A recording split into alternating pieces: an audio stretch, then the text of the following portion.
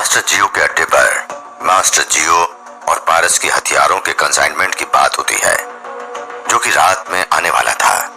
पारस के खूब समझाने पर भी मास्टर जियो कंसाइनमेंट के काम को ले लेते हैं, जो कि थाईलैंड के एक माफिया का था, जिसे मास्टर जियो को सिर्फ नेपाल तक पहुंचाना था। इससे उन्हें खूब पैसा अंतरराष्ट्रीय स्तर पर पैठ मिलती तथा थाईलैंड में एक अच्छा दोस्त मिलता, जिससे उन्हें वहां तक पहुंच भी मिलती। इसलिए उन्होंने काम को लिया था। मास्टर जियो को फोन पर सारी डिटेल मिलती है, जिसमें लोकेशन अंजी गांव था और कोड था विनोम एक्स, जो कि उन्होंने पारस को भेज दिया। इसी बीच एसपी को डिटेल मिलती है कि कोई हथियारों का कंसाइनमेंट आ रहा है, जिसे रोकना होगा। जैसे ही रात हथियार आते हैं, पुलिस पारस और ड्राइवर को घेर लेती है। पुलिस के आते ही पारस और ट्रक ड्राइवर दोनों ही सख्ते में आ गए थे। पारस के समझ में नहीं आ रहा था कि क्या किया जाए। जैसे ही पुलिस नजदीक आई तो छुपा हुआ एसपी भी सामने आ गया। पारस अभी भी अंधेरे में था। उसने एसपी को आता देख अपने साथियों को इशारा किया, जो कि ऊपर पहाड़ी पर छिपे हुए थे। उन्होंने फायरिंग शुरू कर दी। गोली चलते ही एसपी और उसकी टीम को अपनी गाड़ी के पीछे छिपना पड़ा। पारस तुरंत भागकर एक गाड़ी के पास पहुंचा। उसके कान से गोली निकल कर गई थी। पारस बुरी तरह घबरा गया। उसने भी जवाब में फायर किया और अपने आप को गाड़ी के पीछे छिपा लिया। तभी उसने अपने दो आदमियों को इशारा किया कि वे आगे बढ़कर कवर फायर दें। इस दौरान वो गाड़ी के अंदर घुसकर ड्राइविंग सीट पर बैठने में कामयाब हो गया था। उसने गाड़ी स्टार्ट की और सड़क की दूसरी ओर मोड़ दी, लेकिन वहां भी कुछ पुलिस वाले थे, इसलिए उसने गाड़ी को इधर उधर लहराना शुरू कर दिया। तभी दो गोली उसके सामने के कांच को चीरती हुई उसके कंधे को छूकर निकल गई। पारस ने ध्यान नहीं दिया और गाड़ी गोली आने की दिशा में ही चढ़ा दी। एक पुलिस वाला गाड़ी से टकराता है और लुढ़क कर गिर जाता है। तभी दूसरा पुलिस वाला उस पर गोली चलाने वाला था। तभी ऊपर से गोली ने उस पुलिस वाले को ढेर कर दिया। अब पारस ने गाड़ी तेजी से आगे बढ़ा दी। उसके कुछ खास आदमी उसका रास्ता साफ कर रहे थे, इसलिए पारस को अपने आदमियों पर बहुत भरोसा था। उसने गाड़ी की रेस खींच दी। गाड़ी तेजी से सड़क पर भागने लगी। इस वक्त पारस सेफ था, लेकिन तब भी वो लगातार शीशे में देख रहा था कि कोई गाड़ी उसका पीछा तो नहीं कर रही है। अचानक उसे एक गाड़ी मुड़ते हुई दिखी। ये देखकर वो डर गया था, लेकिन पारस एक बहुत ही मंझा हुआ खिलाड़ी था। उसे ऐसे ही मास्टर जियो ने अपने सारे कारोबार का इंचार्ज नहीं बना रखा था। जब भी मुसीबत आती थी, तब पारस का असली रूप बाहर आता था। आज वो मौका था। उसने गाड़ी की रफ्तार बढ़ा दी। उसने मन में एक प्लान बनाया कि आगे 1 किलोमीटर पर एक भयानक मोड़ था, जहां पर सामने से आने वाले का बिल्कुल भी कुछ पता नहीं चलता था। उसने सोचा कि वो वहां पहले पहुंचकर गाड़ी को रोककर साइड में उतरकर पुलिस की गाड़ी का इंतजार करेगा, और जैसे ही गाड़ी थोड़ी दूरी पर होगी, वो उस पर फायरिंग कर देगा, जिससे गाड़ी या तो पलट जाएगी या कहीं लड़ जाएगी। वो मुस्कुराया। उसे अपने पर गर्व हुआ। उसने वैसा ही किया। उसने गाड़ी की रफ्तार 110 पर कर दी, ताकि वो पुलिस से पहले पहुंच सके। उसने मोड़ से पहले ही ब्रेक लगाए और गाड़ी वहीं लगा दी। बाहर निकलकर वो सड़क के दाहिनी तरफ पहाड़ी पर बैठकर इंतजार करने लगा। उसने सबसे पहले अपनी बंदूक की मैगजीन को चेक किया तथा दूसरी बंदूक, जो कि हमेशा उसकी गाड़ी में रहती थी, उसे भी लोड कर खुद को तैयार कर लिया। तुरंत 2 मिनट बाद ही गाड़ी आई। उसने गाड़ी के पास आने का इंतजार किया ताकि ठीक से निशाना लगाया जा सके। गाड़ी के करीब आते ही उसने ताबड़तोड़ गोलियां बरसानी शुरू कर दी और दोनों मैगजीन खाली कर दी। कुछ गोली गाड़ी के सामने वाले शीशे को लगी और उसमें से एक ड्राइवर को लगी, जिससे गाड़ी शहर जाकर साइड के बैरिकेड में जा टकराई और उसमें बैठे 2 लोग भी घायल हो गए। अब पारस का रास्ता साफ था। वो अपनी जगह से नीचे उतरा और गाड़ी में बैठा। कुटिल मुस्कान के साथ उसने गाड़ी शुरू की और सीधे शिमला शहर की ओर मोड़ दी। वो सीधे घर पहुंचा और चैन की सांस ली। दूसरी तरफ अभी भी पुलिस और पारस के आदमियों की मुठभेड़ जारी थी। नीचे गाड़ी के पास खड़े उसके 4 आदमियों को गोली लगी थी। उनका खून लगातार बह रहा था। उनके बचने का चांस काफी कम था। ऊपर से हमला करने वाले एक व्यक्ति को चोट लगी थी, लेकिन बाकी व्यक्ति गोली चलाते चलाते वे पीछे बढ़कर वहां से बचने में कामयाब हो गए थे। जबकि वहां हथियार लाने वाले विदेशी व्यक्ति में से एक को हाथ पर गोली लगी थी, उसे जिंदा पकड़ लिया गया, जबकि एक गोलीबारी में मारा गया था। कई सारे पुलिस वाले चोटिल थे और 3 पुलिस वाले जान से हाथ धो बैठे थे। एसपी पूरी तरह सुरक्षित था, उसे खरोंच भी नहीं आई थी। एसपी ने सारे हथियार अपने कब्जे में ले लिए। अपने साथियों की हालत को देखते हुए एसपी ने तुरंत एम्बुलेंस बुलाई। इतनी लंबी गोलीबारी के बाद एसपी थक चुका था और उससे भी ज्यादा दुखी था कि उसने अपने मिशन के लिए कितने लोगों की जान ले ली, और उसे सुकून की अनुभूति भी थी कि उसने अपना फर्ज निभाया और इतने बड़े हथियारों के जखीरे को बरामद किया था, जो कि उसके पूरे कार्यकाल में सबसे बड़ी अचीवमेंट थी। यही सब सोचते सोचते वो घर जा रहा था। रात काफी बीत चुकी थी, इसलिए वो जाते ही सो गया। इधर सुबह उठते ही सबसे पहले पारस ने मास्टर जियो से मुलाकात की। रात में जो भी घटनाक्रम हुआ उसे बता दिया। उसकी बातें सुनकर मास्टर जियो के चेहरे की हवाइयां उड़ने लगी। उसने मन में सोचा, इस घटना से उसकी अंतर्राष्ट्रीय छवि का क्या होगा। अब तो उसकी इज्जत चली जाएगी। अब उसे इंटरनेशनल लेवल पर कोई भी स्वीकार नहीं करेगा, और चीफ भी इसको सुनकर क्या प्रतिक्रिया देंगे। मास्टर जियो के दिमाग में कई सारी बातें एक साथ नाचने लगी। इसके साथ ही वो सोचने लगा, इंडिया भर में उसके नाम की थू-थू हो जाएगी। साथ ही उसे आर्थिक रूप से नुकसान हुआ था, क्योंकि अब तो उसे कोई पैसा नहीं मिलने वाला था। सबसे बड़ी बात, वो पारस को लेकर शंकित था कि उसे पुलिस ने देख तो नहीं लिया है। इस सब के बाद भी उसने पारस से पूछा, तुम्हें पुलिस ने पहचाना तो नहीं? मुझे नहीं लगता पुलिस ने मुझे वहां देखा होगा, क्योंकि वहां बहुत अंधेरा था और उसके बाद मैं गाड़ी से सीधे घर आ गया, पारस ने सफाई देते हुए जवाब दिया। कितने आदमियों का नुकसान हुआ? मास्टर जियो ने फिक्र करते हुए पूछा। 5 से 6 लोग होंगे, पारस ने जवाब दिया। मास्टर जियो के सवाल सुनकर पारस चिढ़ गया था। उसने खड़े होते हुए कहा, मैंने आपको पहले ही मना किया था, लेकिन आपने मेरी एक नहीं सुनी। अब आप मुझसे क्या सुनना चाहते हैं? मास्टर जियो समझ गए कि पारस ने आपा खो दिया। उन्होंने उसे शांत करते हुए कहा, मैं सिर्फ समझने के लिए पूछ रहा था, ताकि मैं अपने आप को और तुमको बचा सकूं। अभी तक पारस शांत नहीं हुआ था। उसने कहना जारी रखा, मुझे तो ये नहीं समझ में आ रहा है कि उस साले एसपी को हमेशा हर बात की खबर कैसे मिल जाती है, जबकि बात तो सिर्फ हम दोनों के बीच में ही थी। मास्टर जियो ने भी सहमति देते हुए कहा, हाँ, ये बात तो मेरी समझ में भी नहीं आ रही है। खिसियाकर पारस ने मास्टर जियो से कहा, मैं निकलता हूँ और सोचता हूँ कि क्या करना है। मास्टर जियो ने कहा, कुछ भी उल्टा मत करना, अब जो करूंगा मैं करूंगा।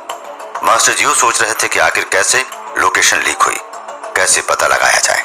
उन्हें कुछ समझ में नहीं आ रहा था, इसलिए उन्होंने अब फैसला कर लिया था कि एसपी को मारना होगा, क्योंकि उसने बीते दिनों में उसको बहुत नुकसान पहुंचाया था। मास्टर जियो और पारस दोनों ही जानने में उत्सुक थे, आखिर लोकेशन कैसे पता चली। दरअसल जब एसपी अपने ऑफिस में एक मीटिंग बुलाता है, जिसमें सभी अफसर को लोकेशन को खोजने का काम देता है, लेकिन मीटिंग खत्म होने के बाद वो अपने 2 सबसे युवा अफसरों को बुलाता है और दोनों को एक मिशन देता है, जिसमें एक का काम था पारस पर निगरानी रखना और दूसरे का काम था मास्टर जियो पर नजर रखना। शाम से ही दोनों व्यक्ति अपने अपने काम में जुट गए और जैसे 12 बजे वैसे ही पारस की मूवमेंट शुरू हुई, जिसका पीछा उस पुलिस वाले ने किया। और जैसे ही उस जगह पर पहुंचा, उसने अपने साथियों को खबर कर दी, क्योंकि उसे सिर्फ शक था। क्योंकि जब उसने देखा कि कई गाड़ियां वहां खड़ी है, तब उसने एसपी को खबर की, जिससे कि सब कामयाबी हासिल की जा सकी। लेकिन अफसोस की बात थी कि वो जवान अब इस दुनिया में नहीं था, क्योंकि पारस ने ही उस पर गाड़ी चलाकर उसे कुचल दिया था। इधर अभी भी मास्टर जियो बदले की आग में चल रहा था। आखिरकार उसने एक नंबर मिलाया। फोन उठाते ही एक भारी आवाज आती है, जी मालिक, एक आदमी को जान से मारना है, कर पाओगे? मास्टर जियो ने सीधा सवाल किया। हो जाएगा, आदमी का फोटो और पता भेज दीजिए। उधर से आदमी ने कहा, उसकी कोई जरूरत नहीं है, पूरे शिमला में उसे सभी जानते हैं। मास्टर जियो ने सस्पेंस बनाते हुए कहा, पर है कौन मालिक? आदमी ने उत्सुकता से पूछा। शिमला का एसपी गौतम, और उसका घर भी अब बताने की जरूरत नहीं है। मास्टर जियो ने अब राज खोलते हुए कहा। पहले तो वो आदमी चौंका, लेकिन संभल कर बोला, ठीक है, काम हो जाएगा, पर पैसा इस बार ज्यादा लगेगा, क्योंकि इस बार काम भी बहुत मुश्किल है। जो भी हो चलेगा, पर काम हो जाने के बाद। मास्टर जियो ने बात स्पष्ट करते हुए कहा, ठीक है मालिक, उस व्यक्ति ने शर्त स्वीकारते हुए कहा। एक और बात, काम आज रात को ही होना चाहिए, मास्टर जियो ने एक और शर्त रखते हुए कहा। पर मालिक इतनी जल्दी? उस आदमी ने विवशता जाहिर की। कर सकते हो या नहीं? मास्टर जियो ने अब कड़े होते हुए कहा। पर अब और पैसा चाहिए होगा मालिक, क्योंकि अब तो खतरा और भी बढ़ गया है। उस आदमी ने अब मांग की। ठीक है, जितना चाहिए मिल जाएगा, बस काम होना चाहिए। आखिरी शब्द कहकर उसने फोन रख दिया। अब मास्टर जियो सोच रहे थे आज तक किसी ने उनके साथ ऐसा बर्ताव करने की जरूरत नहीं की थी, लेकिन ये कल के एसपी ने उनका जीना मुश्किल कर दिया था। पर अब फर्क नहीं पड़ता, क्योंकि वो अब सिर्फ चंद घंटों का मेहमान था। आज की रात उसकी आखिरी रात थी। उन्होंने सोचकर ही चैन की सांस ली कि जिसकी वजह से उसका भाई खतरे में है, उससे नाराज है। अतुल भी उसकी गिरफ्त में है। उसका कंसाइनमेंट भी उसने विफल कर दिया, जिसकी वजह से उसका इंटरनेशनल लेवल पर चीफ की कुर्सी से दूर हो गया। वो आज नहीं रहेगा। रात का समय था, एसपी अपने घर पर ही था। तभी उसके आवास में हलचल हुई। कुछ आदमी दीवार को कूद कर अंदर आ गए थे। उनमें जो कि उनका मुखिया होगा, वो आगे चलकर सबको रास्ता बता रहा था। साथ ही वो कुछ सावधानियां भी गिना रहा था। सभी व्यक्ति एसपी के भवन तक पहुंच गए थे। वहां पर भवन के मुख्य द्वार पर सिर्फ 2 गार्ड थे, बाकी पूरे भवन में कोई नहीं था। तभी एक व्यक्ति ने खिड़की को काटने का इशारा किया, जो कि उन्हें गैस के कटर से काटनी थी, जिसमें बिल्कुल भी आवाज नहीं होती, ताकि वो अपना काम आसानी से कर सके। खिड़की को काटने के बाद एक व्यक्ति अंदर घुस जाता है, साथ ही रास्ता खाली पाकर दूसरा भी अंदर जाता है। जब चारों लोग अंदर चले गए, तभी खिड़की की कांच पर एक आदमी का पैर पड़ जाता है, जिसकी आवाज दूसरे कमरे में मौजूद एसपी को लग जाती है। वो सावधान होकर गन निकाल लेता है और इंतजार करने लगता है। क्या मास्टर जियो द्वारा भेजे गए गुंडे एसपी को खत्म कर पाएंगे या नहीं? क्या पुलिस हथियारों और मास्टर जियो का लिंक समझ पाएंगे या नहीं? क्या होंगे इन सभी सवालों के जवाब? पारस की गाड़ी का पीछा करती हुई पुलिस अंजी गांव पहुंच चुकी थी, जहां पुलिस ने पारस को घेर लिया था। तभी पारस के कुछ छिपे हुए आदमी गोली चलाकर पुलिस को पीछे हटने पर मजबूर कर रहे हैं, जिससे पारस को बच निकलने का मौका मिल जाता है। लेकिन एक कार उसका पीछा करती है, जिसे वो मोड़ पर गोली चलाकर गाड़ी को साइड की बैरिकेडिंग से टकराने पर मजबूर कर देता है। पुलिस को हथियार मिल जाते हैं। पारस सुबह होते ही मास्टर जियो से मिलता है और उस पर झलकता है, जिसके चलते मास्टर जियो को लगता है कि उसे इस एसपी का कुछ करना होगा, जिसके लिए वो अपने पुराने जानने वाले को एसपी को जान से मारने का कॉन्ट्रैक्ट दे देता है। रात में 4 लोग एसपी के घर में घुसते हैं, लेकिन एसपी को पता चल जाता है। इस वक्त चारों आदमी एसपी निवास के अंदर हैं। उधर एसपी पहले ही कांच की आवाज से सतर्क हो गया था। उनके प्रमुख ने गुस्से में उस व्यक्ति को मारने के लिए हाथ आगे बढ़ाया। उसने मारा नहीं, क्योंकि इससे बात और भी बिगड़ जाती। वो लोग सावधानी से उस गैलरी के साइड वाले कमरे को चेक कर रहे थे। एक आदमी को वहीं रुकने और खुद मुख्य आदमी ने दूसरे कमरे की तरफ रुख किया। तभी उसके मोबाइल पर मैसेज आता है। वहां के वातावरण में इतनी शांति थी कि आदमी को वाइब्रेशन अच्छी तरह से महसूस हुआ। उसने अनिच्छा से ही फोन निकाला। मैसेज मास्टर जियो का था। उसमें लिखा था, मिशन को रोक दो। मुख्य अपराधी ने मैसेज देखा। अपने आदमियों से हड़बड़ाहट में कहा, हमें यहाँ से चलना होगा, हमें अब एसपी को नहीं मारना है। उसके सभी साथियों ने सहमति में सर हिलाया। तभी उसमें से एक ने सलाह दी। एक ने कहा, हमें अगर एसपी को नहीं मारना है, तब भी हमें इसे चोरी का रूप देना चाहिए, ताकि किसी को हमारे असली मकसद का पता न चले। तुरंत उसकी बात समझकर मेन आदमी ने वहां रखा कुछ कीमती सामान ले लिया और उसी कमरे में जा पहुंचे जहां की खिड़की उन लोगों ने काटी थी। उस कमरे से कुछ सामान ले लिया। इसके बाद वे चारों एसपी भवन से बाहर आ गए। इसके बाद तेजी से उस जगह पहुंचे जहां से वे अंदर आए थे। वहां से वे खांचे का सहारा लेकर ऊपर चढ़कर जल्दी से बाइक में बैठे और अड्डे पर पहुंच गए। इस बीच उन्हें कोई देख नहीं पाया था। ये उनके लिए अच्छी बात थी। इधर एसपी ने ज्यादा मूवमेंट नहीं की, क्योंकि उसे मालूम था कि उसका हीरो बनना उसकी जान के लिए अच्छा नहीं था। लेकिन जैसे ही वे लोग एसपी के रूम से बाहर आए, एसपी ने सब कुछ चेक किया। उसने पाया कि खिड़की कटी हुई थी। उसने अंदाजा लगा लिया कि इसी के सहारे वे अंदर आए होंगे। इसके बाद उसने बाहर जाकर चेक किया, कोई नहीं था। इसके बाद उन लोगों ने अड्डे पर पहुंचकर चैन की सांस ली थी। तभी उनमें से एक व्यक्ति बोला, ऐसा कौन करता है, पहले एक आदमी को मारने को कहे और जब वो आदमी बंदूक के सामने हो तब मना कर दे। हाँ, समझ में तो मुझे भी नहीं आया कि हम सब जान की बाजी इसलिए थोड़ी लगा रहे थे कि इन वक्त पर मना हो जाए। अब समूह के दूसरे सदस्य ने भी अपनी बात रखी। हैरानी तो मुझे भी है, लेकिन मास्टर जियो ने मना किया है तो कोई तो बात जरूर होगी। अब उनके नेता ने सबको समझाते हुए कहा, तो भाई पता करिए क्या बात है। समूह के एक सदस्य ने उत्सुकता से कहा, हाँ, मैं भी पता करने के बारे में सोच रहा था कि माजरा क्या है। सहमत होते हुए उसके अगुआ ने कहा। ये कहते हुए उसने फोन निकाला और मास्टर जियो को कॉल लगाया। पहली दफा फोन नहीं उठा तो दोबारा लगाया गया। इस बार उधर से आवाज आई, हाँ बताओ, एसपी को मारा तो नहीं? मास्टर जियो ने उत्सुकता से पूछा। नहीं साहब, पर अगर 1 मिनट देर हो जाती तो शायद एसपी नहीं बचता, आदमी ने जवाब दिया। अच्छा हुआ जो समय पर तुमने मैसेज देख लिया, मुझे तो लगा देर तो नहीं हो गई। मास्टर जियो ने राहत के साथ बात कही। वो सब तो ठीक है, पर आप ये बताएं कि ऐसा क्या हो गया था जो आपको मना करना पड़ा? आदमी ने जिज्ञासा से पूछा। कुछ नहीं, मुझे लगा कि एसपी वैसे भी मुझ पर शक करता है। ये बात पूरे पुलिस डिपार्टमेंट को पता है और अगर उसे कुछ होता है तो सारा शक मुझ पर ही आएगा। तब मुझे एहसास हुआ कि मैं बहुत बड़ी गलती करने जा रहा था, इसलिए मैंने मना कर दिया। मास्टर जियो ने असली बात छुपाते हुए कहा। तो आपने उसे मारने को क्यों कहा था? उनके पुराने जानकार ने उत्सुकता से पूछा। अरे क्या बताऊं तुमको, ये एसपी जब से शिमला आया है तब से उसके किसी ने कान भर दिए हैं। इसके बाद से वो मेरे पीछे पड़ गया है। वो मेरी हर हरकत को शक से देखता है, जिसकी वजह से मुझे बहुत नुकसान हुआ है। इसलिए अब उसको मैं और झेल नहीं सकता था, तो गुस्से में बोल दिया। जब समझ आया तब पता चला कि गलती कर रहा था। सब कुछ साफ करते हुए मास्टर जियो ने सब एक ही बार में दिल की बात कह डाली। ठीक है मालिक। उस आदमी ने फोन काट दिया। ये व्यक्ति जिसका फोन अभी कटा था वो मास्टर जियो का पुराना वफादार था, इसलिए वो हर कीमत पर मास्टर जियो का काम नहीं ठुकरा सकता था। उसी तरह मास्टर जियो भी अपने साथी की तरह बर्ताव करते थे, इसलिए वो मास्टर जियो से इतने सवाल कर रहा था और मास्टर जियो उसे इत्मीनान से जवाब दिए जा रहे थे, जबकि वे चाहते तो जवाब नहीं भी देते।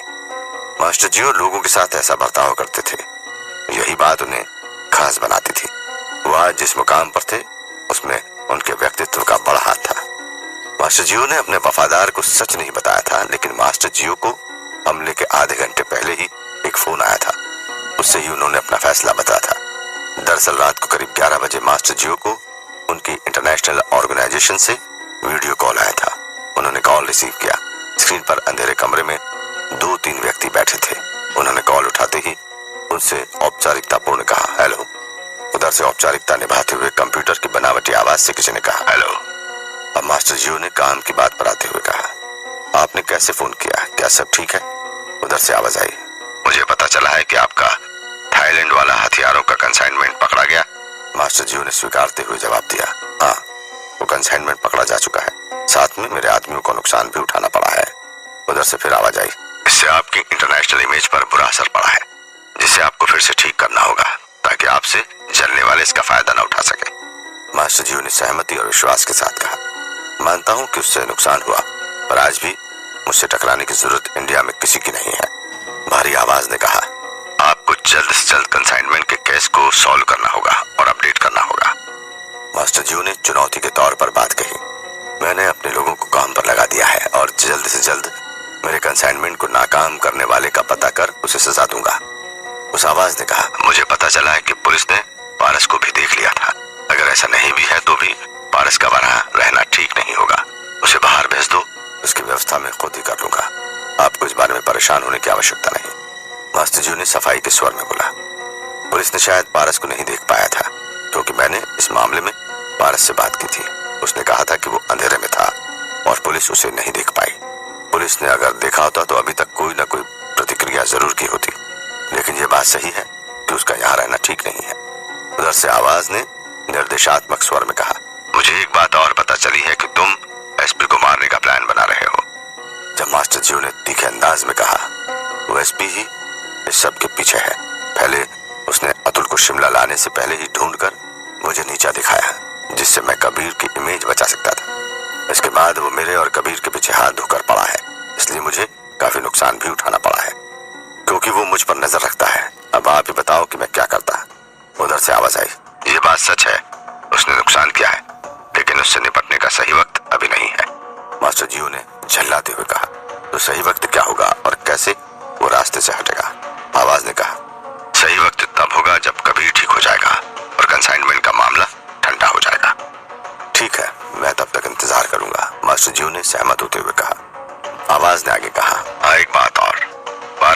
विदेश जाकर वहां सुरक्षित होगा। मास्टर जियो ने कहा, हाँ, पारस की सुरक्षा भी जरूरी है। आवाज ने आगे निर्देश दिया, मैं खुद अपने नेटवर्क का इस्तेमाल करके उस एसपी का ट्रांसफर ऐसे एरिया में करवा दूंगा कि वो जिंदगी भर याद रखेगा। अगर ऐसा नहीं हुआ तो मैं खुद उसको ठिकाने लगाने का इंतजार करूंगा, लेकिन अभी इसका सही समय नहीं है। मास्टर जियो को लग रहा था कि सामने बैठे लोगों को सारी बात पता है, इसलिए उन्होंने सारी बात मानते हुए कहा, ठीक है, आप सही कह रहे हैं। सिर्फ कहने से काम नहीं होगा, आपको एसपी पर होने वाले हमले को रुकवाना होगा, क्योंकि इससे आपके लिए और भी मुसीबत हो जाएगी, जिससे सारे शहर का ध्यान आप पर ही जाएगा। इसलिए आपको वेट करना होगा। उस आवाज ने सारी बात स्पष्ट कर दी। मास्टर जियो ने भी बात की गंभीरता को समझते हुए पूरी बात दोहराई। मैं समझ गया, एसपी पर हमला अभी नहीं होगा। साथ ही मैं कंसाइनमेंट के केस की भी तह तक जाकर खुद अपडेट करूंगा और साथ ही मैं पारस को विदेश भेज दूंगा। ठीक है, यही बात थी, बाकी आप कुछ समझदार हैं, आवाज ने धीमे से कहा। मास्टर जियो ने आखिरी बात कहकर अपनी मजबूरी जाहिर की। मुझे कुछ फाइनेंशियल हेल्प चाहिए होगी, क्योंकि मेरा कारोबार काफी नुकसान उठा चुका है। उधर से आवाज ने कहा, आप फिक्र न करें, सुबह तक आपके अकाउंट में 10 मिलियन होंगे।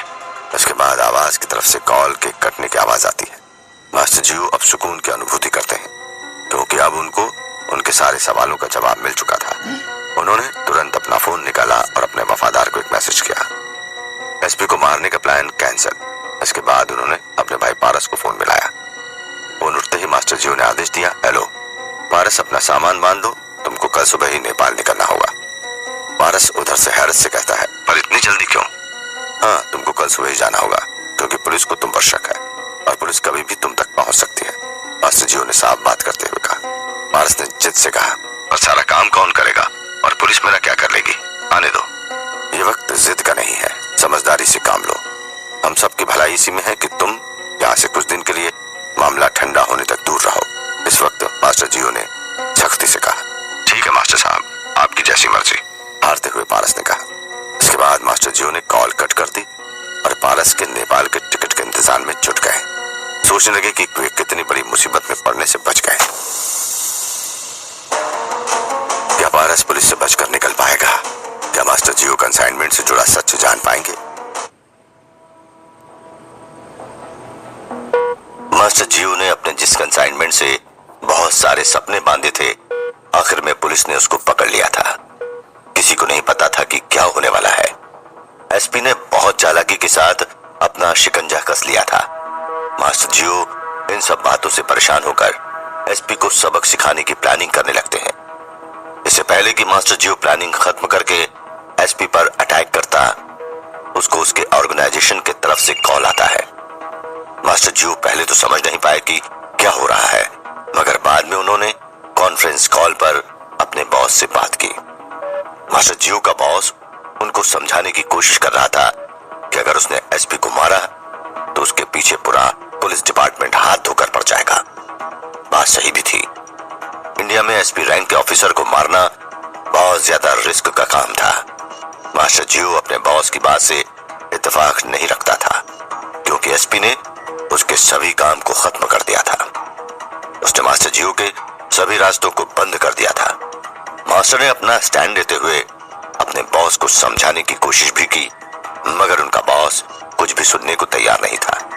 वो इस बात को समझ रहे थे कि मास्टर जियो बहुत ज्यादा परेशान है, मगर उस परेशानी को हल करने का रास्ता एसपी की जान नहीं लेना था। साथ ही पारस को मास्टर जियो के बॉस ने मुल्क से बाहर भेजने को भी कहा था। अभी के लिए मास्टर जियो को चुप कर दिया गया था। साथ में मास्टर के लॉस को देखते हुए उन लोगों ने मास्टर जियो को अभी $2 मिलियन का पैकेज देने का फैसला किया। ये मास्टर के लिए बहुत बड़ा पैकेज था, मगर अभी भी उसके अंदर की आग बुझी नहीं थी। मास्टर जियो इस बात को बहुत अच्छे से जानते थे कि वो अपने बॉस के खिलाफ नहीं जा सकते हैं। इंसान जब कमजोर होता है तो उसको बहुत ज्यादा ताकतवर नाम की जरूरत पड़ती है। मास्टर जियो के लिए भी इंटरनेशनल माफिया ऐसा ही नाम था। मास्टर जियो को अभी इस नाम के साए की बहुत ज्यादा जरूरत थी। रात का स्याह अंधेरा उनके अंदर से गुजर रहा था। कबीर की मदद करने निकले मास्टर जियो की अब कोई मदद नहीं कर पा रहा था। मास्टर अब बहुत ज्यादा अकेले पड़ गए थे। एसपी ने जिस तरह से सोचा था उस तरह से मास्टर जियो को परेशान किया था। पहले उसने उनके काम को रोक दिया, उसके बाद उसने मास्टर जियो को उनके लोगों के सामने भी बेबस दिखा दिया और अब वो मास्टर जियो के भाई के पीछे लगा हुआ था। मास्टर जियो अपने कमरे में शराब की बोतल लिए बैठे हुए थे। आमतौर पर जो इंसान 2 से अधिक पैग नहीं लेता था, आज वो आधी बोतल को खत्म करने के बाद भी चैन से नहीं बैठा था। मास्टर जियो अंदर से बहुत ज्यादा टूट गए थे।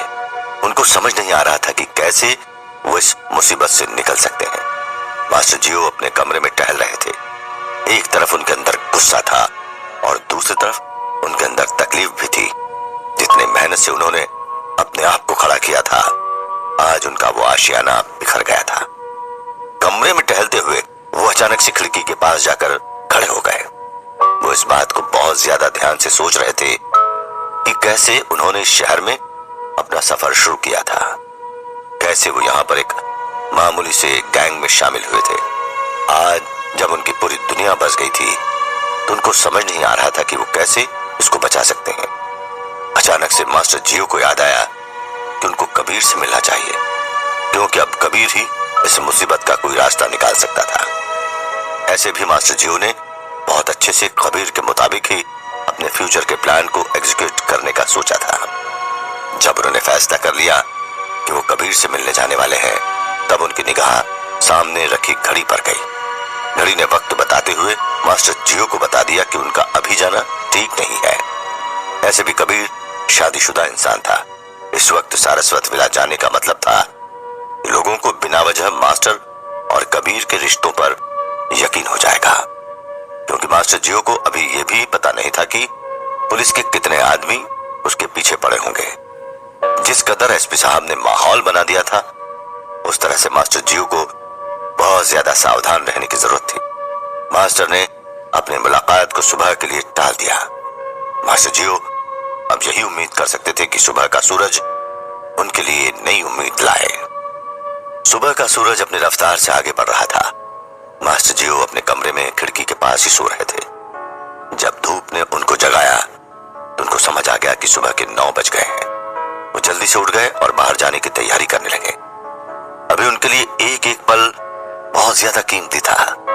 रात के नशे के लिए मास्टर जियो खुद को बहुत ज्यादा कोस रहे थे, क्योंकि उनको बहुत ज्यादा लेट हो गया था। आज की मीटिंग पर मास्टर जियो का फ्यूचर निर्भर होने वाला था। वो तैयार होकर बिना किसी को बताए कबीर से मिलने निकल पड़े। रास्ते में उनका ध्यान सड़क से ज्यादा आसपास के लोगों पर हो गया था। पुलिस का डर अब मास्टर जियो पर बहुत ज्यादा हावी होने लगा था। इसी डर के साथ मास्टर जियो सारस्वत विला आ गए। सारस्वत परिवार का सिक्योरिटी गार्ड मास्टर जियो को पहचानता था। उसने जैसे ही मास्टर जियो को आते हुए देखा, उसने अपने आप को ठीक किया और अपने हाथों में विजिटर रजिस्टर लेकर बाहर ही खड़ा हो गया। मास्टर जियो जब दरवाजे पर आए तो उसने सब फॉर्मेलिटीज पूरी कर ली। तो फॉर्मेलिटीज को पूरा करने के बाद मास्टर जियो ने कबीर के बारे में पूछा। मास्टर जियो के सवाल पर सिक्योरिटी गार्ड ने हंसते हुए कहा, वो सामने गार्डन में बैठे हुए हैं, आप अंदर जाकर दाहिने मुड़ जाइएगा। मास्टर जियो ने उसके कहे के मुताबिक अपने कदमों को आगे की तरफ बढ़ा लिया। उनको अभी कबीर से मिलने की इतनी जल्दी थी कि उनको यह भी याद नहीं रहा कि वो अंदर कार से जा सकते हैं। उन्होंने अपनी कार को बाहर ही खड़ा कर दिया था। सिक्योरिटी गार्ड को भी ये बात बहुत ज्यादा अजीब लगी थी कि मास्टर जियो अपनी कार को कैसे भूल सकते हैं। मास्टर जियो जब कुछ आगे बढ़े तो उन्होंने देखा कि कबीर अपने गार्डन में काजल के साथ बैठा हुआ है। मास्टर जियो को बहुत अच्छा लग रहा था कि कबीर अभी कुछ ठीक है पहले से। इससे पहले कि कबीर मास्टर जियो को देख पाता या मास्टर जियो कबीर तक आ पाते, काजल ने उनको देख लिया। काजल ने उनको दूर से पहचान लिया था। अब जब काजल ने उनको पहचान ही लिया था तो मास्टर जियो ने भी हाथ के इशारे से काजल को दूर से ही हेलो कहा। काजल के दिल में मास्टर जियो के लिए बहुत ज्यादा रिस्पेक्ट थी। आखिर मास्टर जियो ने कबीर की जान बचाई थी। कबीर इस पोजीशन में था कि वो मास्टर जियो को आते हुए नहीं देख सकता था। वो बस वहां पर बैठ के इंतजार कर सकता था, जो वो कर रहा था। वैसे काजल के सामने खड़े होने के कारण बहुत आराम से दिख रहा था, मगर अंदर से वो अभी बहुत ज्यादा एक्साइटेड था मास्टर जियो से मिलने को लेकर। उसके जहां में बहुत सारी बातें थी जो उसको करनी थी, मगर घर आने के बाद से उसका सब लोगों से कांटेक्ट टूट गया था। आज वो मौका फिर आ गया था जब मास्टर जियो को कबीर की जरूरत थी। मास्टर जियो जब कबीर के पास आए तो कबीर ने पहले उठने की कोशिश की, मगर उसके जख्म ने उसको ऐसा नहीं करने दिया। मास्टर जियो ने भी उसकी हालत को समझते हुए उसको हाथ के इशारे से बैठने को कहा। काजल ने मास्टर जियो को बैठाकर उनके लिए कुछ लाने को अंदर चली गई। मास्टर जियो भी इसी मौके का इंतजार कर रहे थे कि कबीर उनको अकेला मिल जाए। कुछ पल के इंतजार के बाद जब काजल उनकी आंखों से ओझल हो गई तो मास्टर जियो ने तुरंत से कबीर की तरफ मुड़ते हुए कहा, कबीर बहुत बड़ी प्रॉब्लम हो गई है। कबीर ने लंबी सांस लेते हुए कहा, जब आप यहाँ पर आए तभी मैं समझ गया था कि बहुत बड़ी प्रॉब्लम हो गई होगी। कहिए क्या हुआ है? कहां से शुरू करूं? जब से तुम उस रात को गए उसके बाद से कुछ भी अच्छा नहीं रहा। पहले तो उस चीफ का डर मुझे जीने नहीं दे रहा था और अब चीफ मारा जा चुका है मास्टर। अब उससे डरने की कोई जरूरत नहीं है। कबीर की बात सुनते ही मास्टर जियो बहुत ज्यादा शॉक में हो गए। पहले तो उनको यकीन नहीं हुआ, मगर बाद में उन्होंने खुद को संभालते हुए पूछा, ये कब हुआ? मैं मतलब कैसे? किसने बताया? मैंने मार दिया उनको, और उनको ही नहीं बल्कि उनके सभी आदमियों को भी मार दिया है। मैं आपको यकीन दिलाता हूं कि उन लोगों से अब आपको डरने की कोई जरूरत नहीं है। कबीर ने मास्टर जियो को समझाते हुए कहा, लेकिन ये सब हुआ कैसे और आप उस रात कहां गए थे? मास्टर जियो ने पूछा। उसी रात मास्टर जियो, जब आप मुझे जाने से रोक रहे थे तभी मैं बाहर गया था। दरअसल मेरे कांटेक्ट ने मुझे चीफ का पता बता दिया था। जब मैं वहां पर गया तो उनके सभी आदमी मुझको घेर कर खड़े थे। बहुत लंबी लड़ाई के बाद मैंने चीफ को मार दिया। वहां से निकलते वक्त मैंने सबको गैस में जिंदा जला दिया। कबीर की इस बात को सुनकर मास्टर जियो के चेहरे पर मिश्रित भाव आ गया। उनको समझ नहीं आ रहा था कि वो कबीर की जय जयकार करे या उसको फटकार लगाए, क्योंकि इतनी बड़ी बात कबीर ने अब तक मास्टर जियो से छिपा कर रखी थी। अगर यही बात थी तो आपको मुझको पहले बता देना चाहिए था। मैं कितने दिनों से परेशान था चीफ को लेकर। पता है, आपके इसी चीफ के कारण मुझे कार्तिकेय को डबल प्रोटेक्शन में रखना पड़ रहा था। कबीर, वैसे तो मास्टर जियो के हाल को समझ रहा था। अभी मास्टर जियो की बातों से यह समझना मुश्किल नहीं था कि क्या हुआ है। वो सच में चीफ से बहुत ज्यादा डर गए थे। मैं समझ सकता हूँ कि आपके दिल पर क्या गुजर रही है, मगर मेरा यकीन करिए, मैंने जो कुछ किया आपके और कार्तिकेय के भले के लिए किया। अगर वो सांप जिंदा रहता तो कभी भी फन उठा सकता था, इसलिए उसका मरना जरूरी था। कबीर ने मास्टर से कहा। कबीर की आवाज में भारीपन था। वो सच में अपने किए के लिए पछता रहा था। खैर, जो कुछ हुआ अच्छे के लिए हुआ। अच्छा, तो आपको गोली कैसे लगी थी मिस्टर कबीर? मास्टर ने हैरानी से पूछा। अरे वो मैं जब चीफ से लड़ाई कर रहा था तब मुझे गोली लगी थी। खैर, मैंने उस गोली को वहीं अपने शरीर से बाहर कर लिया था। कबीर ने कहा। अच्छी बात है। मैंने जब आपको कार से बाहर निकाला था तब मैं समझ गया था कि आपको गोली लगी है। मास्टर ने कहा, ये सब तो ठीक है, मगर आप किस बात की परेशानी के कारण यहाँ पर आए थे? बताया नहीं आपने? कबीर ने मास्टर को याद दिलाते हुए कहा। इससे पहले कि मास्टर जियो कुछ बोल पाते, उन्होंने अचानक से महसूस किया कि कोई चुपकर उन लोगों की बातें सुन रहा है। उनको समझ नहीं आ रहा था कि कौन है। कबीर भी मास्टर जियो के चेहरे को देख के समझ गया कि मास्टर को किसी बात का एहसास हुआ है। मास्टर जियो ने अपनी जगह से उठकर आसपास की झाड़ियों में देखने की कोशिश भी की, लेकिन उनको वहां कोई नजर नहीं आया। जब वो पीछे मुड़ के वापस आ रहे थे तो उन्होंने देखा कि एक लड़की वहीं पर बैठी हुई है। अब वो कौन थी ये मास्टर को नहीं पता था। वो उसको टोकने से पहले कबीर के पास आए और उस तरफ इशारा किया कि कोई है वहां पर। जब कबीर ने खुद से आवाज लगाई तो मानसी बाहर आ गई। कबीर ने उससे कुछ नहीं पूछा और मास्टर जियो को रिलैक्स रहने को कहा, मगर इन सब बातों में कबीर ने यह ध्यान नहीं दिया कि काजल भी आ चुकी थी और उसने भी कबीर की मर्डर वाली बात को सुन लिया था। मगर अभी मास्टर जियो के सामने उसने कोई रिएक्शन नहीं दिया था। वो आराम से आई और कॉफी की ट्रे को सामने रखते हुए कबीर को घूर के देखने लगी। काजल की आंखों का इशारा कबीर के लिए काफी था। वो समझ गया कि बात बिगड़ चुकी है। क्या होगा काजल का रिएक्शन इस बात को जानने के बाद कि उसका पति खूनी है। मास्टर जियो बहुत ज्यादा परेशान हो गए थे। उनको समझ नहीं आ रहा था कि क्या होने वाला है, मगर उनको एक बात पता थी कि इस मुसीबत के वक्त में उनको सबसे अच्छी सलाह कबीर ही दे सकता है। मास्टर जियो ने अब कबीर से मिलने का मन बना लिया था। अभी मास्टर जियो के पास कोई भी नहीं था जो इस मुश्किल वक्त में उनको संभाल सके। रात के वक्त मास्टर जियो ने खुद को रोक लिया।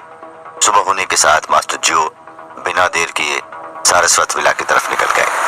मास्टर ने कबीर से मिलने के लिए अपने साथ कोई ड्राइवर नहीं रखा था।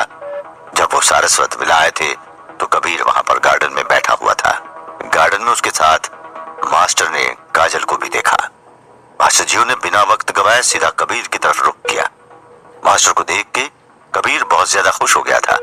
मास्टर ने आते के साथ ही कबीर को बताया कि वो बहुत बड़ी मुसीबत में है। इससे पहले कि मास्टर जियो चीफ के बारे में बात करता, कबीर ने उसको बता दिया कि उसने चीफ को खत्म कर दिया है। जिस रात वो गायब हुआ था उस रात ही उसने चीफ को मार दिया है। मास्टर जियो को ये बात बुरी भी लग रही थी कि कबीर ने उनको ये बात पहले नहीं बताई, मगर अब इस बात को सोचने का कोई मतलब नहीं था। साथ में कबीर को वक्त भी नहीं मिला था कि वो ये बात किसी को बता सके। इन सब बातों के बाद वो लोग आगे की बात करने जा रहे थे कि तभी मास्टर जियो को शक हुआ कि कोई उनकी बातें सुन रहा है। कबीर ने इसके बाद ध्यान दिया कि काजल ने उसकी और मास्टर जियो की सब बातें सुन ली है। कोई नहीं जानता था कि क्या होने वाला है, मगर अब जो भी हो कबीर मास्टर जियो की मदद करने से पीछे नहीं हट सकता था। काजल अभी मुस्कुरा रही थी, लेकिन कबीर उसकी इस मुस्कुराहट को बहुत अच्छे से जानता था। काजल मास्टर जियो के लिए कॉफी को रख के अंदर चली गई। वहीं मास्टर जियो ये सोच रहे थे कि अब वो एसपी के बारे में कबीर को क्या क्या और कैसे बताए। कबीर का ध्यान काजल से हट नहीं रहा था। उसको समझ नहीं आ रहा था कि काजल ने कितना कुछ सुना है या क्या नहीं सुना है। वो अभी अपने ही ख्यालों में डूबा हुआ था कि उसको मास्टर जियो ने टोकते हुए कहा, कबीर आपको मेरी तरफ ध्यान देना चाहिए। अगर कोई बात है तो कहिए, मैं बाद में आता हूँ। नहीं, ऐसी कोई बात नहीं है और मुसीबत बाद में नहीं आएगी, वो आ चुकी है। कहिए क्या बात है? कबीर ने अपना ध्यान काजल से हटाते हुए कहा। इन दिनों शहर में मास्टर जियो का नहीं पुलिस का राज चल रहा है। एक नया एसपी आया है। क्या नाम है उसका? हाँ, गौतम। उसने मेरा जीना हराम कर दिया है। मुझे समझ नहीं आ रहा है कि मैं उसका क्या करूं। मास्टर जियो ने बहुत उदास होकर कहा। हाँ, जानता हूँ, वो एसपी मुझसे भी मिलने को आया था यहाँ पर। बहुत टेढ़ा किस्म का एसपी है। मास्टर जियो ने जब कबीर के मुंह से इस बात को सुना तो उनका चेहरा काला पड़ गया। उन्होंने अभी इस बात की उम्मीद नहीं की थी, क्योंकि अगर वो एसपी कबीर से मिलने को आया है तो जरूर से अब उसकी नजर कबीर पर भी आ सकती है। खैर, अभी मास्टर ने खुद को संभालते हुए पूछा, क्या बात कर रहा था वो आपसे? मेरे बारे में ही पूछ रहा होगा। नहीं, कुछ खास नहीं। पहले मुझे उसने कुरेदने की कोशिश की, मगर जब मैंने कोई जवाब नहीं दिया तो उसने मुझे ब्लैकमेल करने का टॉपिक निकाल लिया। पता नहीं कहां से, मगर उसको किसी ने बता दिया था कि मैंने ही मनोज वालिया को गायब किया है शिमला शहर से। कबीर ने मास्टर को कॉफी ऑफर करते हुए कहा। ये मनोज वालिया वाली बात उसको कहां से पता लग गई? क्योंकि ये बात सिर्फ आपको, मुझको और कार्तिकेय को पता थी। ये एसपी जितना जोकर जैसा दिखता है वैसा है नहीं, मास्टर जियो ने कहा। मास्टर, आप गलती कर रहे हैं। मीडिया में ये बात बहुत दिनों से थी कि मनोज वालिया का सारस्वत परिवार के साथ टेंशन चल रहा है। अब जाहिर सी बात है कि उसको किसी मीडिया वाले ने बताया होगा। खैर, आपको क्या परेशान किया एसपी ने? कबीर ने कहा। अब खेल समझ आ गया मुझको कि उसको कहां से मनोज के केस के बारे में पता लगा है, मास्टर जियो ने धीरे से सोचते हुए कहा। उनको देख के लग रहा था जैसे उनको कुछ याद आ गया है। कैसे? वैसे कि एसपी के हाथ एक आदमी लगा है। उस आदमी का नाम है अतुल साहनी। मेरे ख्याल से उसी ने एसपी को बताया होगा, क्योंकि एसपी बहुत तेज है, हर बात में लिंक निकालता है। यही नहीं, मेरे ख्याल से ये यहाँ भी इसलिए आया होगा कि उसको हम लोग के बारे में कुछ पता लग सके। कबीर ने जब इस बात को सुना तो उसका चेहरा उतर गया, क्योंकि इस वक्त अतुल की जरूरत सबसे ज्यादा कबीर को थी। उसको अगर घर वापसी का रास्ता देखना था तो ये करना बहुत ज्यादा जरूरी था। मास्टर, एक बात बताओ, ये अतुल एसपी को कैसे मिल गया? मुझे जहां तक याद है अतुल दिल्ली में था, राइट? कबीर ने कहा। हाँ, सही बोल रहे हैं आप। अब मेरी पूरी बात को सुनिए। कहानी कुछ यूं है कि मुझे एसपी ने अपने ऑफिस में बुलाया था। जब मैं उससे मिलने गया तो उसने मुझे पहले बहुत जलील किया। बाद में उसने मुझे खुद कहा कि मैं अतुल को शिमला नहीं आने दूंगा। मैं इस बात से बहुत ज्यादा डर गया, क्योंकि अतुल के बिना हमारा आगे का प्लान नहीं काम करता। मैंने पारस को बोलकर अतुल को दिल्ली से उठा लिया, मगर शिमला के बॉर्डर के पास अतुल को पुलिस ने अपने अंडर में ले लिया। मास्टर जियो की बात सुनकर कबीर ने अपना हाथ अपने सर पर रख लिया। उसको समझ नहीं आ रहा था कि मास्टर जियो को एसपी ने इतने अच्छे से अपने जाल में फंसा लिया है। आपको क्या हुआ मुझे समझ नहीं आ रहा है। मास्टर, उसने आपके लिए जाल बिछाया था और आप उसमें बहुत आराम से फंस गए। अच्छा, आगे क्या हुआ? कबीर ने पूछा। आगे उसने मेरे सारे बिजनेस पार्टनर्स को डरा कर भगा दिया, साथ में मेरे हर काम को खत्म कर दिया। जितना नुकसान इस एसपी ने मेरा किया है, इतना तो कभी मेरे दुश्मन ने भी नहीं किया है। अब यूं समझ लो कि मेरा सारा पैसा जमीन और स्मगलिंग के काम से आता था और आज की डेट में मेरे दोनों काम बंद है। समझ नहीं आता कि वो ऐसा क्यों कर रहा है। मास्टर जी ने परेशान होकर पूछा। बात बहुत साफ है मास्टर, आप इस शहर के सबसे ताकतवर इंसान हो। सोचिए, अगर कोई इंसान कोई चैलेंज करता है तो इसका मतलब है कि वो बहुत ताकतवर इंसान है। यहाँ पर एसपी ने भी यही रास्ता चुना है। वो आपको हराकर अपने आप को सबसे बड़ा बनाना चाहता है। सक्सेस का शॉर्टकट यही है मास्टर, कबीर ने कहा। मुझे बताओ कि मैं क्या करूं कबीर, मेरा दिमाग खराब हो गया है। बताया, अभी कल ही की बात है, मेरा एक कंसाइनमेंट नेपाल जाने को आ रहा था। इस एसपी ने उसको रास्ते में ही पकड़ लिया। इस कारण से मुझे पारस को अपने भाई को नेपाल भगाना पड़ा। मास्टर ने कहा। क्या पारस नेपाल चला गया? मास्टर, आप क्या कह रहे हो? हालात इतने खराब हो गए और आप मुझे अब बता रहे हो? कबीर ने चौंकते हुए कहा। मैं क्या करता कबीर, मैं अभी इतना ज्यादा उलझ गया हूं कि मुझे समझ नहीं आ रहा है कि मैं क्या कर रहा हूं। मैंने तो कल रात ये भी सोचा था कि इस एसपी को जान से मरवा दूं, लेकिन ये बहुत ज्यादा हो जाता और मेरा ऑर्गेनाइजेशन ने भी मुझको इस बात की परमिशन नहीं दी है। नहीं मास्टर, अभी ऐसा करना ठीक नहीं है। मैंने जितनी बात करके इस एसपी को एनालाइज किया है, इस आदमी को अपनी इमेज बहुत ज्यादा पसंद है। हम लोगों को इसकी इमेज पर हमला करना चाहिए, ना कि उस पर, कबीर ने कहा। मैं कुछ समझा नहीं। समझने लायक बात यही है कि हम लोगों को कोई ऐसा काम करना होगा जिससे हम लोग इस एसपी के नाम को खराब कर सकें, कबीर ने कहा। ये कैसे होगा? आप अभी बस इतना करिए कि आप अपने कुछ आदमियों को रात दिन एसपी के ऊपर नजर रखने को कहिए। साथ में आप अभी अपने पुराने पॉलिटिकल कॉन्टेक्स्ट को जिंदा करिए। अभी हम लोगों को ऐसे लोगों की बहुत ज्यादा जरूरत है। मास्टर को कबीर का प्लान समझ में नहीं आ रहा था, मगर अभी उनके पास कोई ऑप्शन नहीं था कबीर की बात मानने के सिवा। कबीर मास्टर जियो का चेहरा देख के समझ गया कि मास्टर जियो को उसकी बात समझ में नहीं आ रही है। उसने उनके हाथ पर हाथ रखते हुए कहा, मास्टर, मैं जानता हूं कि आपको मेरी बात अभी सही नहीं लग रही है, मगर मेरा यकीन करिए, मैं जो कुछ कर रहा हूं बहुत सोच समझ कर रहा हूं। आप में कोई दिक्कत नहीं है, मगर मास्टर आपको अभी ये बात समझनी पड़ेगी कि जैसा घोड़ा होता है उसको घास भी वैसा ही देना पड़ता है। मगर कुछ तो सोचा होगा तुमने, कुछ तो बताओ मुझे, ताकि मेरे मन को शांति मिल सके, मास्टर जियो ने कहा। हम एसपी को उसके ही हथियार से मारेंगे। अतुल की रिहाई हमारा पहला वार होगा। याद रखिए कि आपको अभी कोई भी काम नहीं करना है। पारस नेपाल गया है, इस बात का पता किसी को नहीं होना चाहिए। साथ में कुछ ऐसे लड़कों का इंतजाम करिए जिनका पुलिस रिकॉर्ड क्लियर हो, कबीर ने कहा। कबीर जब मास्टर जियो से बात कर रहा था तब शंभुनाथ सारस्वत दूर अपने कमरे की बालकनी से सब देख रहे थे। वो मास्टर जियो से पहले भी मिल चुके थे, मगर वो मास्टर जियो को पसंद नहीं करते थे।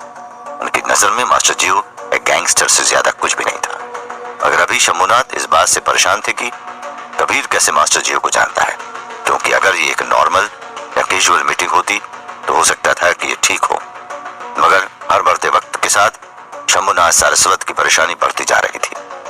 उनके तरीके से इस तरह के लोग अगर घर में आने लगे तो ये लोग अकेले नहीं आते हैं, बल्कि अपने साथ बहुत सारी मुसीबत भी लेकर आते हैं। साथ में अभी डरने वाली बात यह भी थी कि कबीर के ऊपर पहले से ही बहुत ज्यादा केसेस चल रहे थे। पहले उसका नाम ड्रग में खराब हुआ था, उसके बाद उसने मीडिया पर हाथ उठाया था, वो भी सबके सामने, और आखिर में उसने एक पुलिस के आदमी को भी मारा था। इन सब बातों को अगर मास्टर जियो जैसे आदमी के साथ मिलाकर देखा जाए तो बहुत बड़ी बात हो सकती है। शंभुनाथ को इस वक्त क्या पता था कि कबीर अभी एसपी से ही निपटने की तैयारी कर रहा है। शंभुनाथ ने इस बारे में काजल से भी बात करने की कोशिश की, मगर काजल ने उनको अभी इस बात पर बहुत ज्यादा ध्यान नहीं देने को कहा। वो भी इस बात को नहीं समझ पा रहे थे कि कबीर से आखिर ऐसी कौन सी बात करनी थी मास्टर जियो को। वो यहाँ घर तक आ गए। हालत को देखते हुए काजल को भी कबीर की बात अब ज्यादा पसंद नहीं आ रही। उसके कारण अभी घर में बहुत ज्यादा कलेश हो रही थी और अब ऐसे लोग उससे मिलने को आ रहे थे। उसे इस बात को सोचा भी था कि वो कबीर से इस बारे में बात करेगी, मगर उसको अंदर से डर भी था कि पता नहीं कबीर को कैसा लगेगा। काजल भी शंभुनाथ की तरह दूर से ही कबीर को बैठ के देख रही थी। कबीर की मीटिंग अब खत्म हो गई थी। मास्टर जियो अपनी जगह से उठ के कबीर के साथ हाथ मिला रहे थे। मास्टर जियो ने कबीर की सारी बात को मानते हुए वैसा ही करने का फैसला किया जैसा कबीर ने कहा था। सब बातें खत्म होने के बाद मास्टर जियो ने कबीर को एक फोन दे दिया ताकि वो उसे हर वक्त कांटेक्ट में रह सके। अब कोई नहीं जानता था कि क्या होने वाला है। अभी तक तो सिर्फ एसपी ही चाल को चल रहा था, मगर अब इस खून के खेल में नया खिलाड़ी भी मैदान में आ गया था। क्या है कबीर का प्लान एसपी के लिए? मास्टर जियो और एसपी अतुल को लेकर बहुत परेशान थे, इसलिए उन्होंने कबीर से मिलने की बात सोची। वे कबीर के घर गए, जहां सबसे पहले उन्होंने कबीर का हालचाल लिया। उसके बाद उन्होंने कबीर को बताया कि चीफ मर चुका है। तभी काजल ये बात सुन लेती है, लेकिन वो कोई प्रतिक्रिया नहीं देती है। मास्टर जियो कबीर को कंसाइनमेंट के पकड़े जाने की बात भी बताते हैं, जिसके चलते उनको भारी नुकसान हुआ था। साथ ही पारस के पुलिस से बचने के लिए नेपाल जाने की खबर भी मास्टर जियो ने कबीर को दी। कबीर चौंका। उसके बाद मास्टर जियो ने कबीर को ऐसी बात बताई जिससे कबीर को काफी राहत मिली, क्योंकि मास्टर जियो ने कबीर को अतुल के बारे में बताया, जो कि उसकी बेगुनाही साबित कर सकता था। मास्टर जियो ने यह भी बताया कि किस तरह से एसपी ने मुखिया से अतुल को छुड़ाकर कहीं रखा है। मास्टर जियो ने यह भी बताया कि अभी तक अतुल को कहीं अलग बंदी बनाकर रखा गया है। मास्टर जियो एसपी की वजह से परेशान था। ये बात समझकर कबीर ने मास्टर जियो को एक प्लान बताया, जिसके तहत उनको फिर से अपने राजनीतिक संपर्क जिंदा करने थे, ताकि समय आने पर वो नेता एसपी को शिमला से बाहर कर दे। साथ ही कबीर ने एसपी की इमेज खराब करने को लेकर भी प्लान बनाने को कहा, जिससे सभी का ध्यान उससे हट जाए और लोग उसे नापसंद करने लगे। सारी बातचीत के बाद मास्टर जियो घर वापस आ जाते हैं और कबीर की बात पर गौर करते हैं। इसी बीच एसपी ऑफिस के बाहर हलचल थी। पिछले कुछ दिनों में शिमला में बहुत कुछ हो चुका था। बहुत से मीडिया हाउस इस चीज को अपने ढंग से पेश कर रहे थे, इसलिए एसपी ने तय किया था कि उसे एक प्रेस कॉन्फ्रेंस बुलाना चाहिए, जिसमें वो शिमला में होने वाले सारी कानूनी गतिविधियों को एड्रेस करेगा, ताकि बाहर जो अफवाहें चल रही हैं उसे रोका जा सके। ये प्रेस कॉन्फ्रेंस शाम को 5 बजे होनी तय की गई थी। इस प्रेस कॉन्फ्रेंस में शिमला के, प्रदेश के और देश के मीडिया हाउसेस आ रहे थे। जैसे ही 5 बजे एसपी का इंतजार सभी को था, जो कि एसपी ऑफिस के सामने जमा थे। जैसे ही एसपी ने कॉन्फ्रेंस के लिए अपनी जगह ली, सभी लोगों ने उन्हें घेर लिया।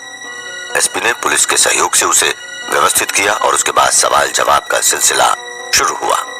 पिछले कुछ दिनों से शिमला शहर में काफी हलचल रही है, इसको लेकर आपका क्या कहना है? एक पत्रकार ने उत्सुक होकर पूछा।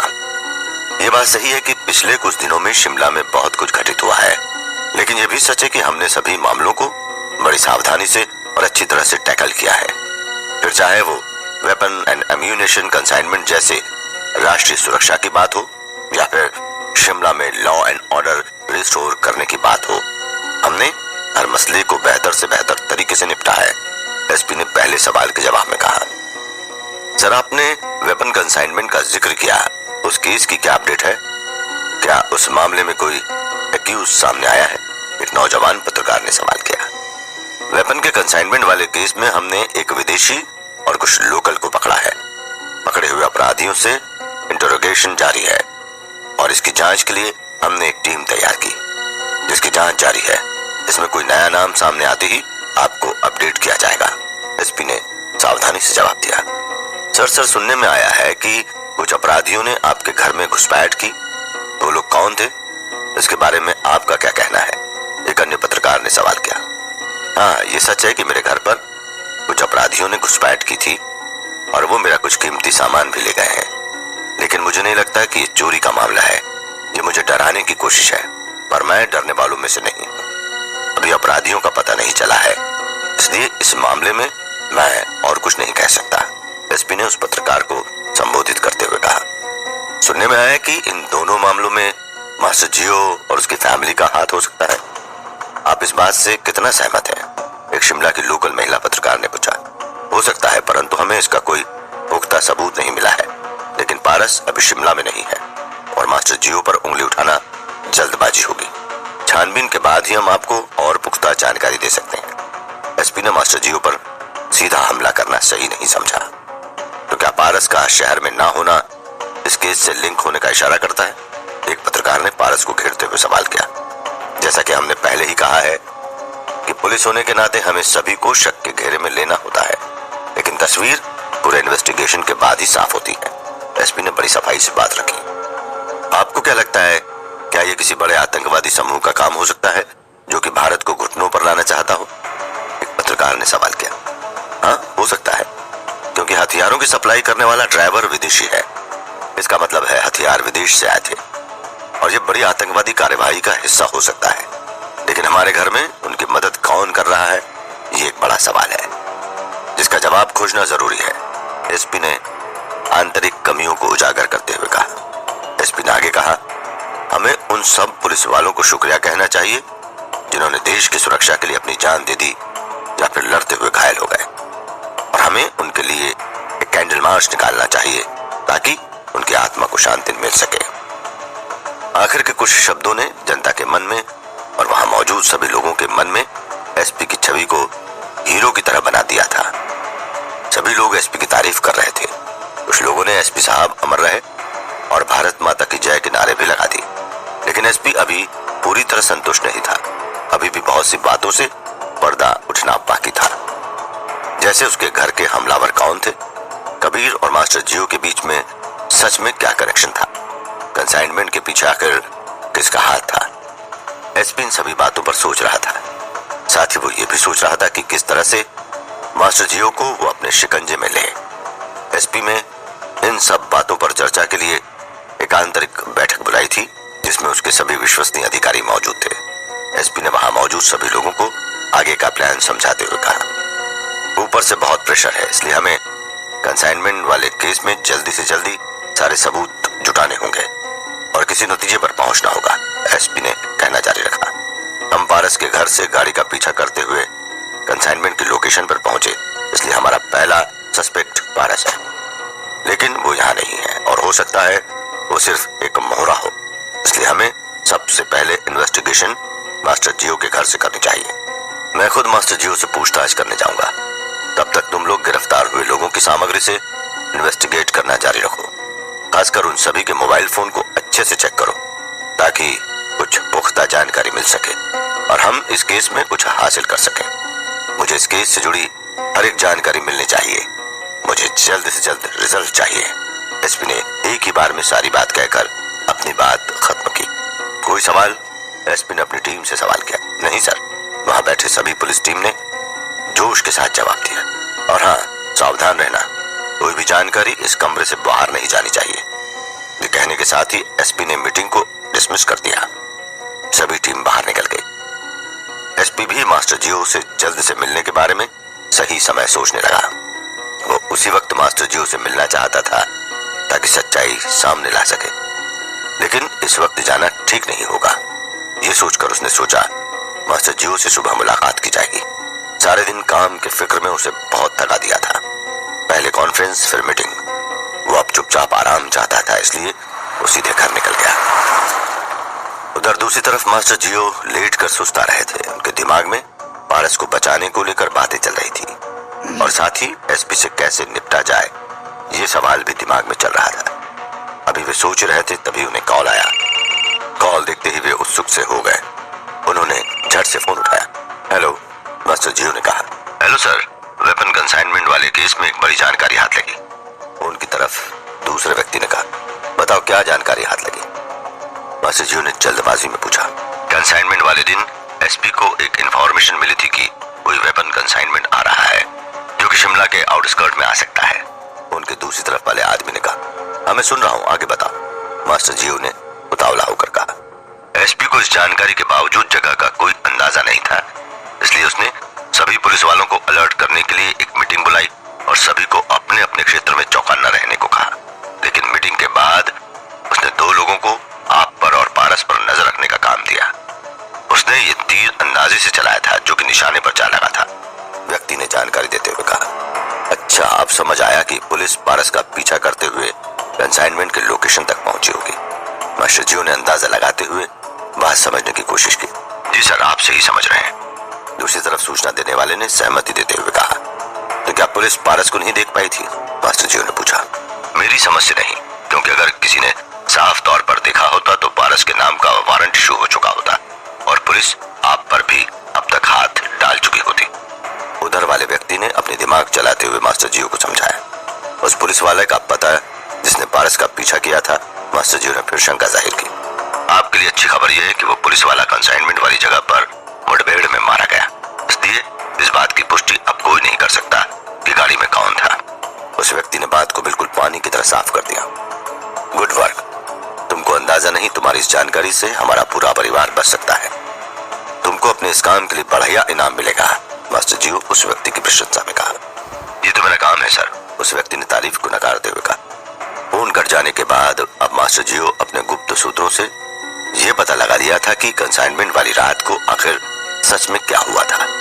अब ये समझ चुका था कि पुलिस उससे पूछताछ करने के लिए कभी भी आ सकती थी, इसलिए वे उन सभी संभावित सवालों और उनके जवाबों पर विचार कर रहे थे जो कि पुलिस उनसे पूछ सकती थी। वो अपनी उम्र भर की कमाई को मिट्टी में मिलता नहीं देख सकते थे, इसलिए उनका पूरी तरह से तैयार रहना बेहद जरूरी था ताकि वे सलीके से पुलिस के सवालों का जवाब दे सके।